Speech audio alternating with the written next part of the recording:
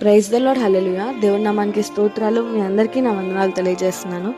ఈ దినం కొరకు దేవుడు సిద్ధపరిచినటువంటి మాటలు, ప్రియ సహోదరి సహోదరుడా, నీవు యేసు ప్రభు నిజంగా నీ యొక్క పాపాల కొరకై ఆయన బలి అర్పణగా మరణించారు, నీకు పాప విమోచన కలిగించారని విశ్వసించినటువంటి నీవు ఆయనకి కృతజ్ఞత కలిగినటువంటి జీవితాన్ని జీవిస్తున్నావా, లేదా ఇంకా నీకు నచ్చినట్టునే జీవితాన్ని జీవిస్తున్నావా?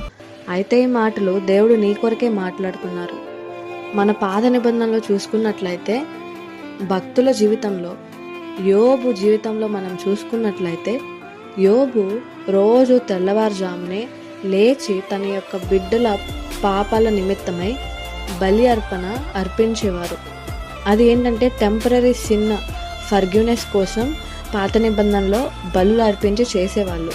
బట్ మన కొత్త నిబంధనలో చూసుకున్నట్లయితే, యేసు ప్రభువారు మనం ఇంకను పాపులమై ఉండగానే మన పాస్ట్, ప్రజెంట్, ఫ్యూచర్లో మన పాపాల కొరకై ఆయన బలి అర్పణగా అయ్యారు. మన పాపాలకి విమోచన కలిగించారు. యేసు ప్రభు యొక్క త్యాగం కొంతమందికి మాత్రమే కాదు. ఎవరైతే యేసు ప్రభు నా పాపాల కొరకై మరణించారు అని చెప్పి, నా పాపాలకి విమోచన కలిగించారని ఎవరైతే నమ్ముతారో వారి అందరికీ ఒక్కసారే ఎవర్ లాస్టింగ్ బలి అర్పణగా ఆయన ప్రాణాన్ని చెల్లించి మనకి శాశ్వతమైన విమోచన కలిగించారు. ఆయనకు కృతజ్ఞత కలిగి ఉండకుండా నా పాపములకు క్షమాపణ ఉంది అని చెప్పి విచ్చలవిడిగా నీకు నచ్చినట్టు జీవిస్తే ఆయనకి కృతజ్ఞత కలిగి లేకపోవడమే.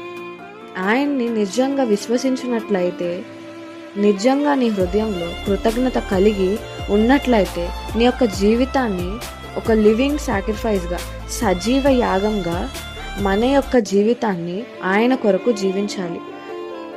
సజీవ యాగంగా మన జీవితాన్ని ఎలా జీవించాలి? అయితే ఫస్ట్ మనం చేయాల్సింది ఏంటంటే, ఆయన ఆజ్ఞలను గైకొని ఆయన ఆజ్ఞల ప్రకారం మన యొక్క జీవితాన్ని జీవించాలి.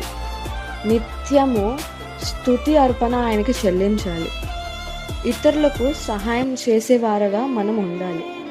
క్రీస్తు మనలను ప్రేమించినట్లు మనం ఇతరులను ప్రేమించగలగాలి. మనం చేసే పనులు ఆయన చిత్తానుసారంగా లేకపోతే వాటి నుండి తప్పుకోవాలి.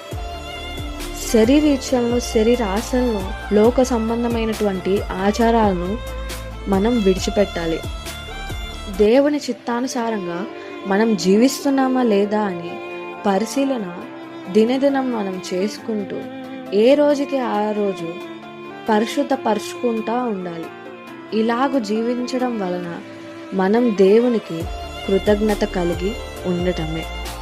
ఈ రోజు నుండైనా నిజమైన బలి అర్పణ జీవితంగా నీవు జీవించి ఆయనకి నీవు కృతజ్ఞత కలిగి ఉన్నావు అని చెప్పి తెలిసే రీతిగా నీ యొక్క జీవితాన్ని జీవిస్తావని దేవుడి నామం పేరిట కోరుకుంటున్నాను.